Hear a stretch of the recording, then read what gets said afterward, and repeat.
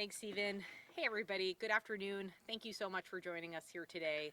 As noted, my name is Amanda Left, and I'm the Commissioner of the New York State Department of Environmental Conservation. Of course, we're so grateful to be hosted here today by the town of Niagara at this beautiful community center to talk a little bit about our progress and also show some demonstrations of our work. I'm pleased to be joined by Mike Martucci, Regional Administrator for EPA, to continue to show our strong partnership in delivering for Western New Yorkers. And really to start at the beginning, DEC and EPA together launched the Niagara and Erie County Radiological Assessment because we wanted to make sure that we were proactive in understanding whether or not there is human-made radiological materials right here in this region. And really, we wanted to ask ourselves this question proactively. We didn't want to wait another 20 years and discover that something was wrong, something that we could have prevented if we took initiative to go out to look for this, and that's where we are today. We started hundreds of miles of feet in the air, went 15,000 nautical miles with aerial surveys. Then we did ground surveys, driving over 1,000 miles, which were roadway surveys specifically, and now we're doing ground screening in some private properties. And that's what we want to talk about here today.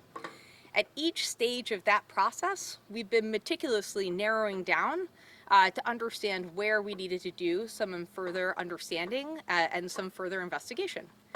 And I'm really pleased that we've made tremendous progress. In fact, just yesterday, we signed, or rather people signed 48 access forms, and we screened 55 properties.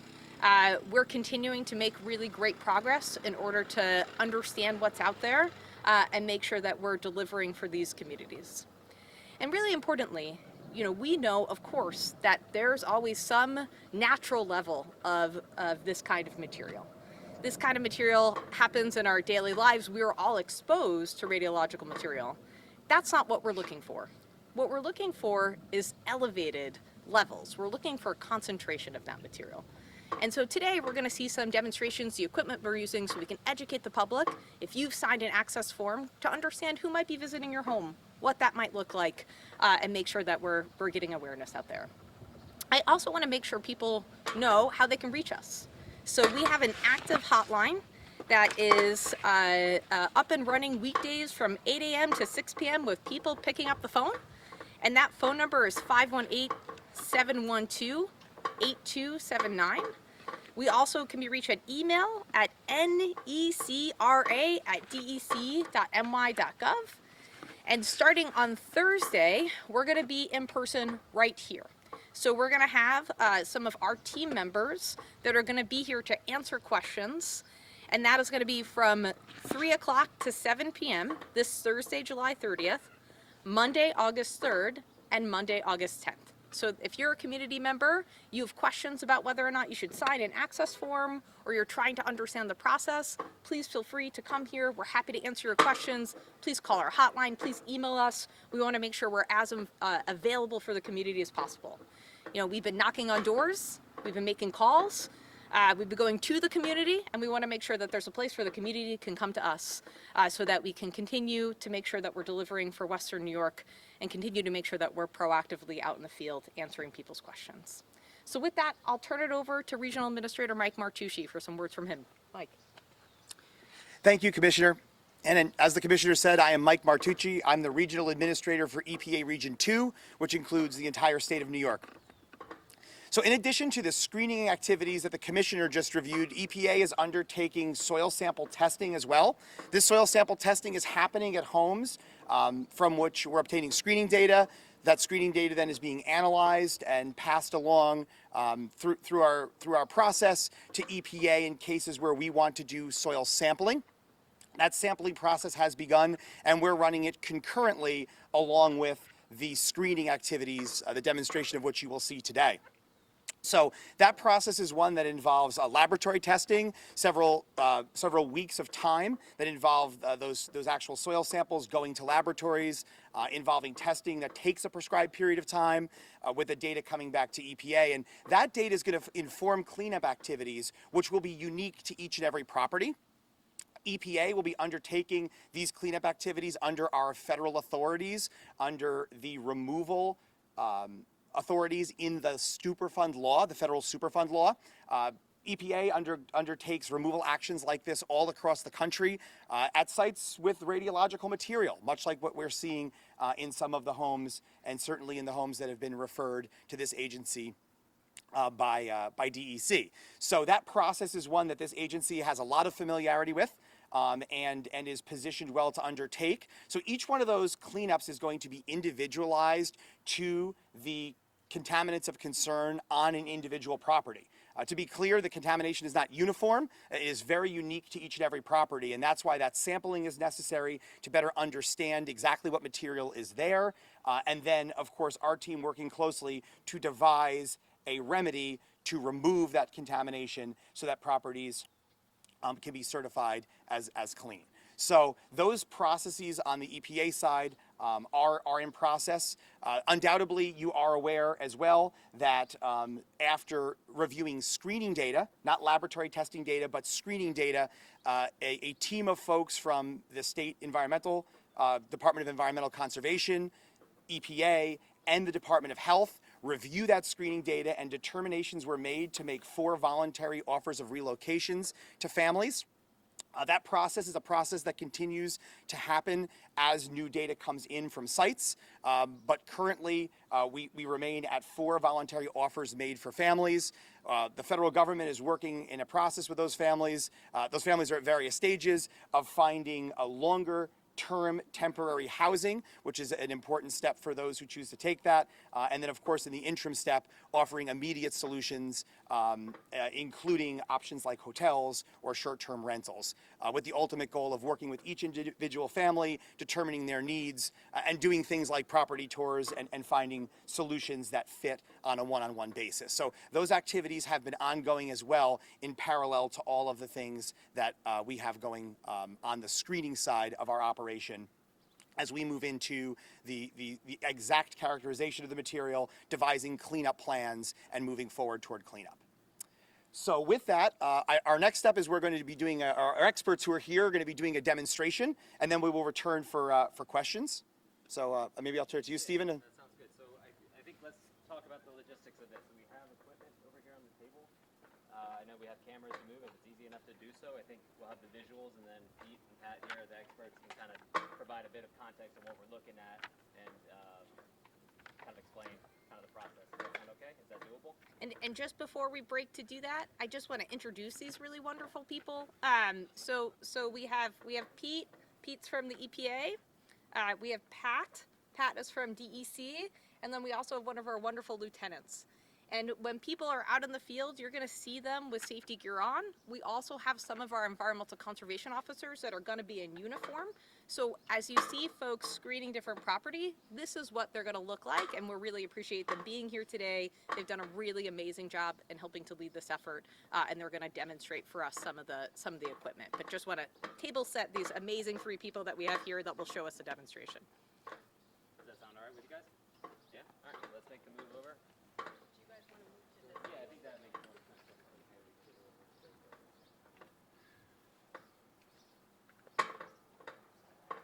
Need all this wrong? Yeah. That way you can actually get around it. Yeah, you can.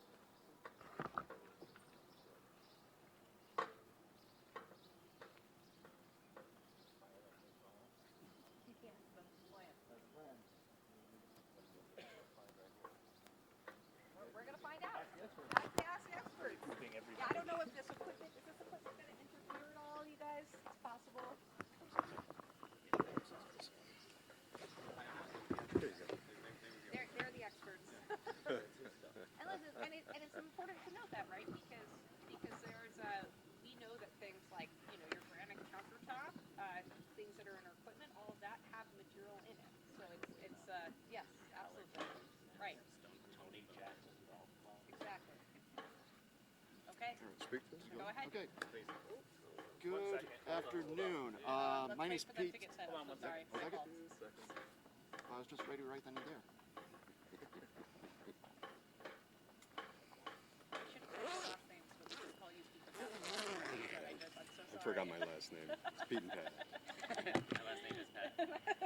Gentlemen, can we move that orange bag to the other side? We have all our mics set over there. Understood. Thank you, sir. The yellow case is fine. We'll use a yellow case to hold it up. Do it. Open that.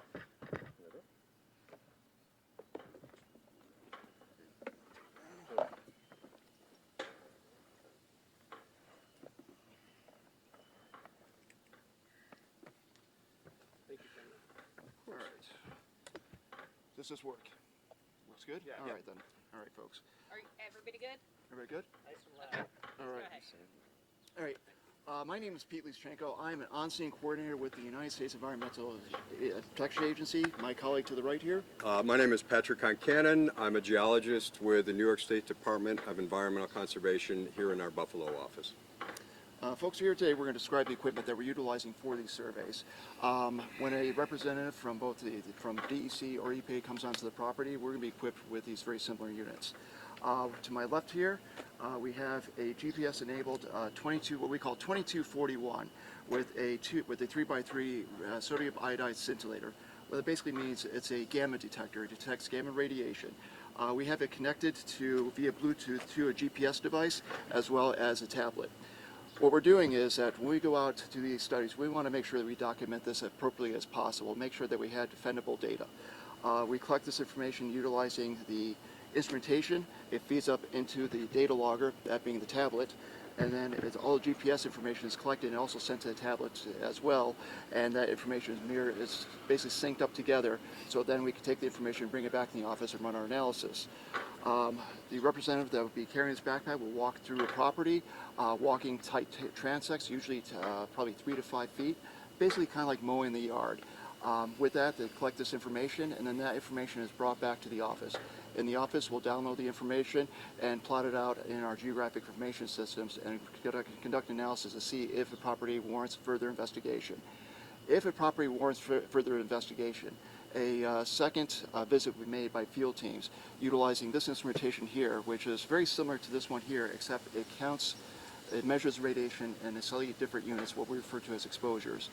That information is then collected, spot checked throughout your property, and that information is recorded and then provided to a EPA risk assessor.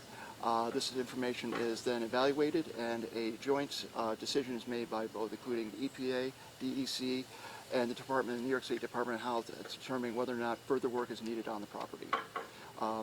Any specific questions anybody has?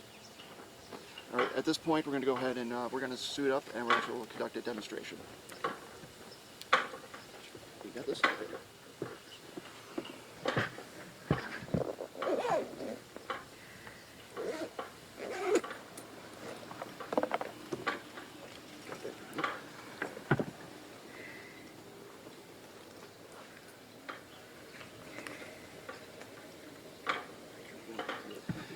As we're doing the walkthrough, for those of you with mobile cameras, you might be able to watch the screen because you'll see in real time the measurements that we are getting. Thank you. So, as someone that is carrying this tablet and performing this work, what I'm doing, this data is being uploaded to the GPS in real time. So I'm utilizing both the GPS to guide me on a parcel, as well as to see in the field in real time if we're seeing anything about what we consider to be naturally occurring or background radiation.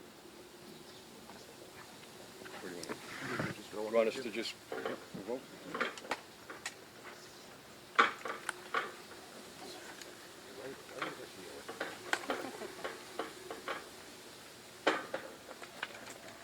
We need a minute to get ready.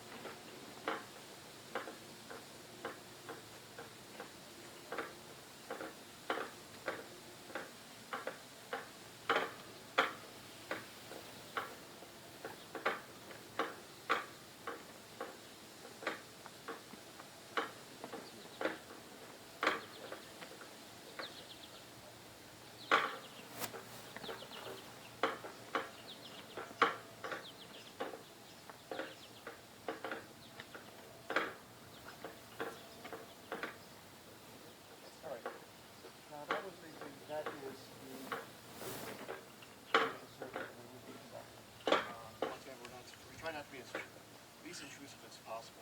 Hypothetical situation is that we do find something of interest, something we may want to go back to check again. We'll utilize this instrument, which is a 2241 3x3 sodium iodide scintillator. The field teams will come through, we will get random spot measurements within the yard as well as up against a residential structure. Captures information we're actually using every field map powered by Esri that allows us to actually do real-time mapping out in the field. So we simply enter the information into our cell phone, and we're able to capture that and immediately upload it to our system. That is really what the survey is when we do this. Does anybody have any specific questions about the demonstration itself?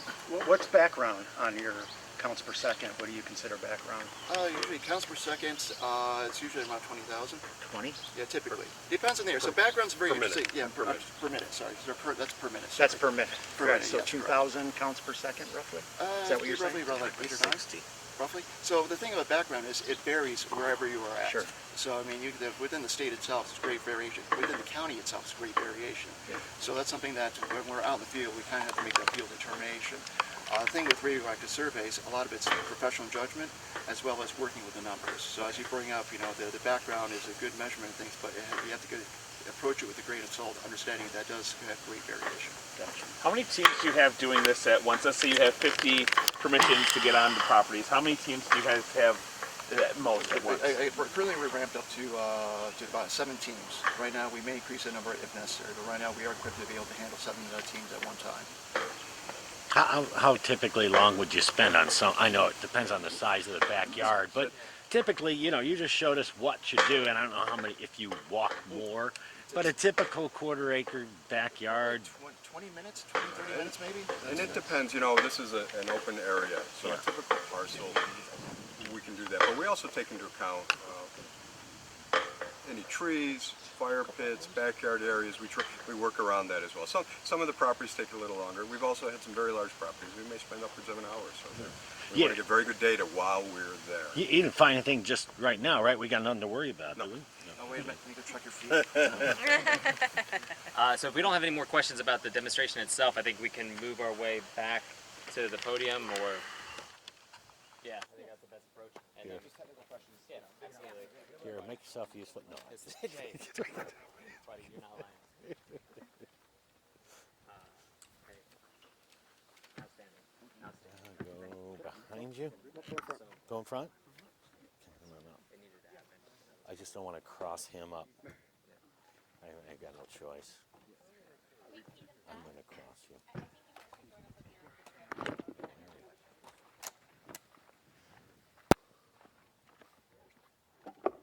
Sorry we made you set up right now. We just figured you wanted to see that for questions.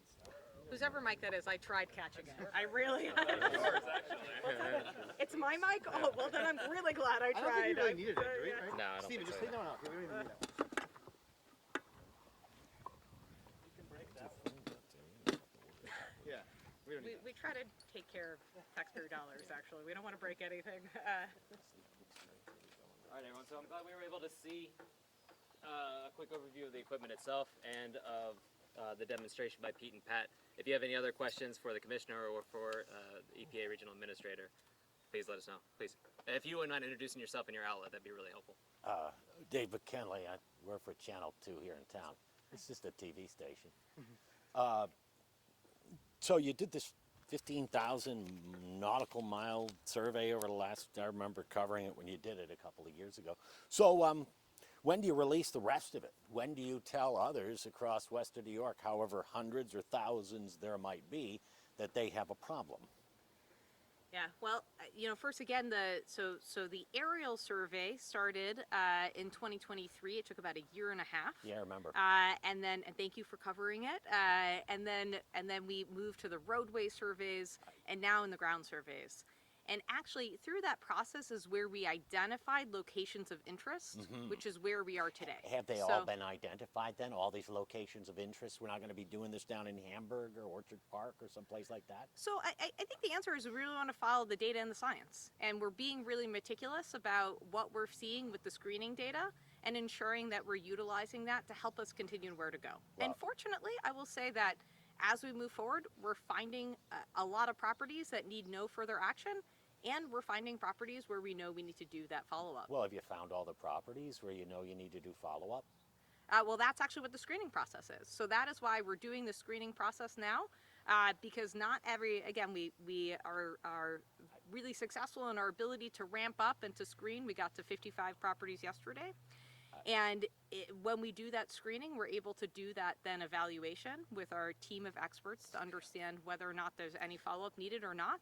Okay. And as soon as we identify an area that's needed for follow-up, we get back in touch with that property owner to do that next screening. Maybe I'm asking the question in the wrong way.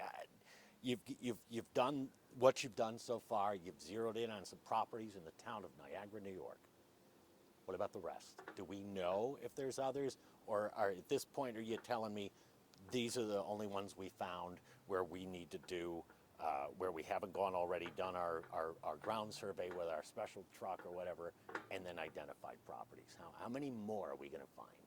I think with respect, and Pete and Pat can help answer this question as well from a technical perspective, but I think generally for the locations of interest that we're focused on right now, we're focused on 4 locations of interest for thorium. And that is where we are focused today. We expect that, it's possible that the universe can change, but I will say, because a lot of people are raising their hands, we're screening in a lot more places than just where the data is showing us. But what is, I will say, important about this effort is that the methodology is also showing us that generally we're finding it where our sort of our high level, our ground level, and now our survey data is telling us we would have. So we're meticulously going from that higher level data down to narrow where this is. And I don't want to prejudge the science, but I will say that we're focused on these areas today and making sure that we're being as expansive and productive as we can be. But Pete and Pat, do you want to add to that at all? We don't always have the benefit of the lead, so I want to give them the chance. So yeah, I think one of the things that we need to understand is that following the data from the aerial survey and the roadway survey data, the roadway survey in and of itself was a significant effort just to cover the portions of Niagara County that we did.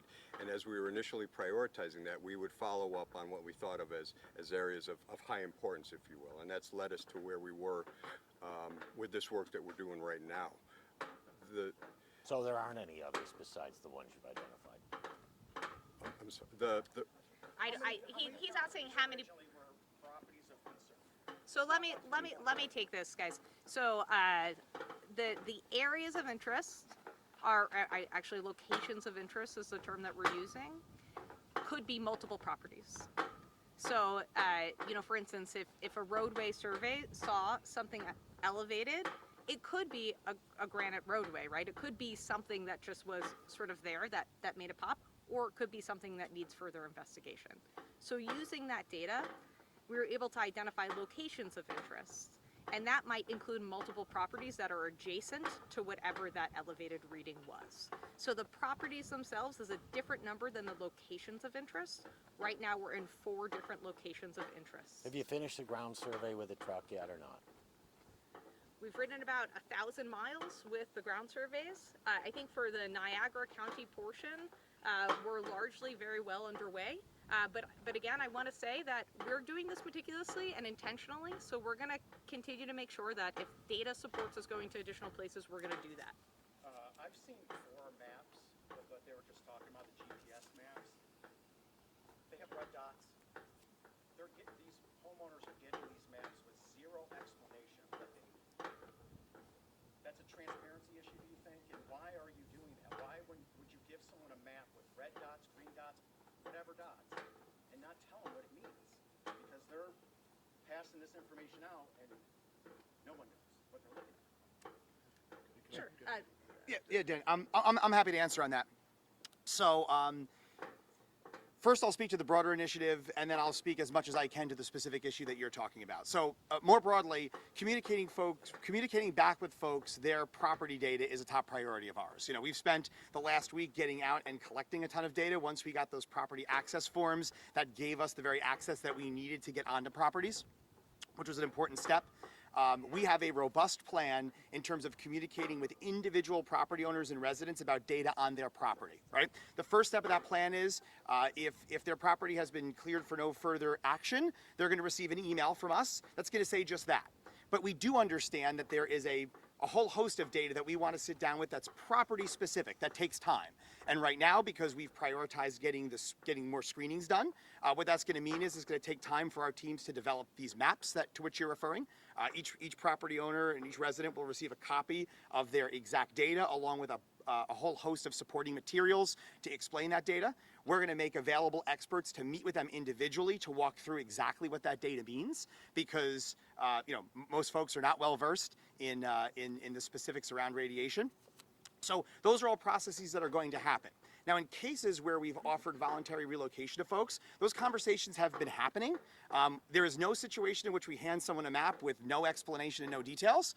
We make offers to meet with people. Our experts have met for hours with folks, hours. And I would encourage you to ask questions about that.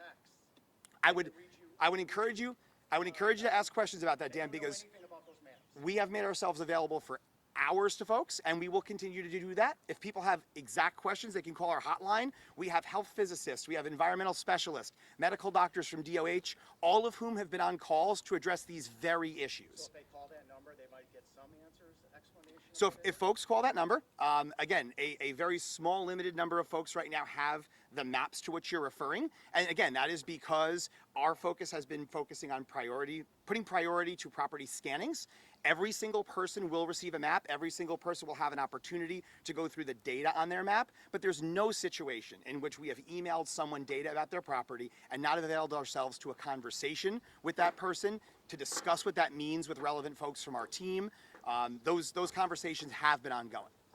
And as we move forward, most importantly, those conversations are going to happen on an individual property by property basis. Certainly, I'm sure you can all understand that it will take us time to print these maps, mail these maps to folks so that they have an opportunity to review their individual property data. So prioritizing will be to notify folks on a rolling basis as data comes in and our team analyzes it if their property has been removed from a screening list, and then subsequent to that, receiving backup information in an individual map, opportunities to have conversations with experts about the data on that specific map. The neighborhood that were the 4 homes and all that relocation, are you doing anything else other than radiation testing? Are you doing chemical testing at all? Due to the fact that they are very close, less than a mile away from numerous inactive hazardous waste sites, and as far as I recall, looking at the data, class 2. So it does raise some questions. Hill Creek is a problem, always has been. Are you just doing radiation? Are you collecting soil and doing chemical testing? So this screening activity that we're undertaking is exclusive to our radiological survey. I think these guys can speak more technically, which I'll turn the mic over to them, about the types of tests that we're conducting. And Yes, thank you. So yes, okay, the first priority, the driver of this project has been the radiological component, okay? Now we're moving past that now, is understanding what's there at the location. Obviously, this radiation just didn't fall the sky.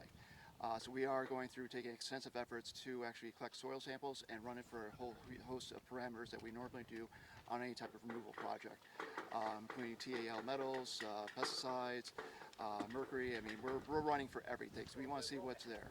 Yes. for the soil sampling, For soil not samples, for the screening. Yeah, for the I'm soil sorry, I thought it sampling. was So, good, yes. when we get to the point that we're collecting soil samples, we're undertaking a significant effort on that property.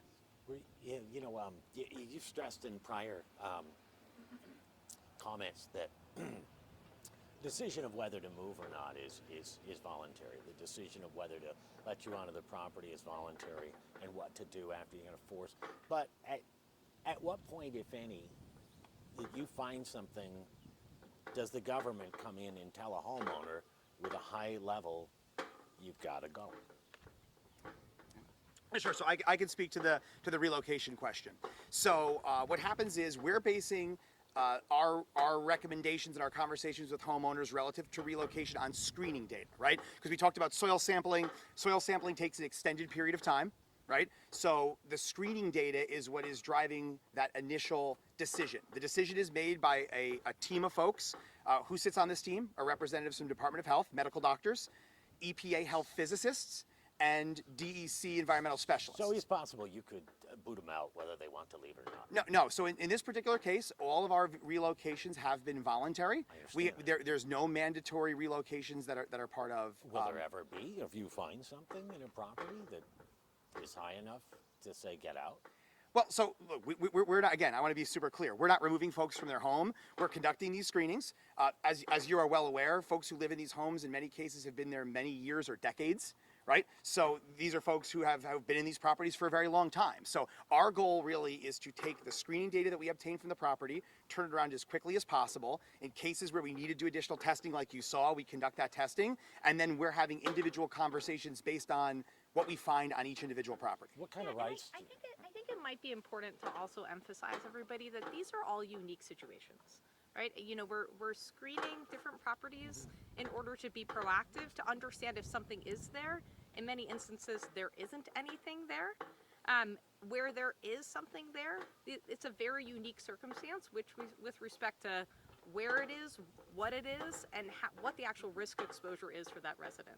So that's why it's difficult to sort of answer that question of what point would you get to, because we want to make sure that we're thinking about this in what it is, right? Which is a very unique situation for every property that we look at, to understand then what's the best next step in order to move forward with mitigation and help support that resident. What kind of rights do people sign away when they allow you onto their property? So nobody is signing away any rights.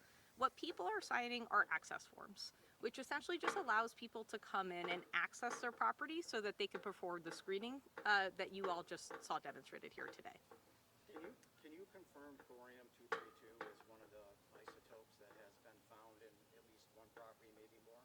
So I know what we're looking at here, and what our sort of focus on with these areas are concerned is we're seeing thorium at elevated levels. What we really need to do, though, is we need to do that soil sampling, Dan, because that's going to help us understand what's there specifically, and it's also going to help us understand where it came from, right? This was placed here. This is not naturally reoccurring, and we want to understand how it was placed there and potentially seek a responsible party. I want to make sure, did you say yes to thorium? It was too, I didn't hear. I said that is some of what we are seeing elevated levels, but we need the soil samples to really confirm what's there. Because I want to open it up. If anybody else has any other questions, we got another minute left. Can you kind of go over like the line between just doing the screening versus the soil sampling? And I don't know if that's best for you or them, but at what point is there a reading where you have to reach that next step? Sure. Go ahead, Pete. So as we're evaluating, let's step back for a second. As we're evaluating the data, we're getting screening data in, we look at it, and then we first know if it comes back as highly elevated, then at that point we would do some soil sampling. If we're looking at data and we start screening and we're somewhere maybe in that warm zone, it's getting a little hot, we're going to step back and we're going to figure out what's going on there and to do more intensive effort for the screening. We'll bring out some additional instrumentation, see if we can dial that in. When we get to the point of doing intrusive activities, we want to make sure we're doing it for the right properties, and we're not trying to waste anybody's time or disrupt the homeowner's home, because once again, intrusive activities does disturb the soils, it does disturb their property, it disturbs their lives, and that's something we don't want to do unless we absolutely feel it's necessary. And how does that highly elevated number compare to like a normal yard with zero radiation in it? We're talking many times higher. And I do want to be clear, though. Actually, why don't you do this? Will you please explain sort of natural radiation, right? How much would you usually see? All right. So we mentioned earlier, Dan had brought up the idea of background. That term is it's a little fuzzy. So everything here, the pavers I'm standing on right now, granite curbing. That's well, we don't have granite curbing here, but we do have some brick facade that's inside this building. Everything has radiation, all right? Even like your granite countertop. What we're doing, we're testing is we're trying to see whether or not something is naturally occurring or if it's elevated from that. When we do our scans, we're walking down through it, we're looking for fluctuations in our readings to see if there's something there that's not supposed to be there. It's much like looking at a light bulb. Does the light bulb get brighter? That's what we're essentially looking at. Now, where is that fluctuations? That's where the roadway data itself, when we're driving the roadways, you're asking about whether or not it's completed. Our efforts was basically looking for those slight undulations or fluctuations in the data sets themselves. So that just leads me to why not release the full radiological survey so everybody in Western New York can look and see whether they have a hot spot in their yard. Well, this is the reason why, is that when we were going through the data sets, including the aerial data sets and the roadway data sets, if there was a slight undulation, we went ahead, we want to take a closer look. So we went ahead and put a point there for us to take a closer look at. We don't know if there's something there or if it's naturally occurring or it's related to a man-made infrastructure. So we don't want to impact anybody's property values negatively or give somebody negative stigmatism about their property. So people won't panic? Well, we're trying to minimize it. We're going to release the data. That's going to happen. We want to be able to explain it, though, properly. We don't want people to be worried. We don't want people to be upset. We don't want people to be financially hurt by the process we're doing it. We're here to try to help the people. We're trying to make sure it's, try to take care of something that should have been done a long time ago. This is the process is for us to vet the data properly. It will be released. It just takes us a little time. I understand not identifying private property, but you've mentioned public properties. Why aren't you identifying these public properties? And once again, just as I explained, is that we need time to vet the data first before we can do that. And guys, this isn't gonna be the last time. We're not going anywhere. So I think we're done with, is there one final question and then we're Just gonna call? spelling on the last Yeah. name? Oh, yeah. Pete? Okay. Please spell your name. It's Lisienko.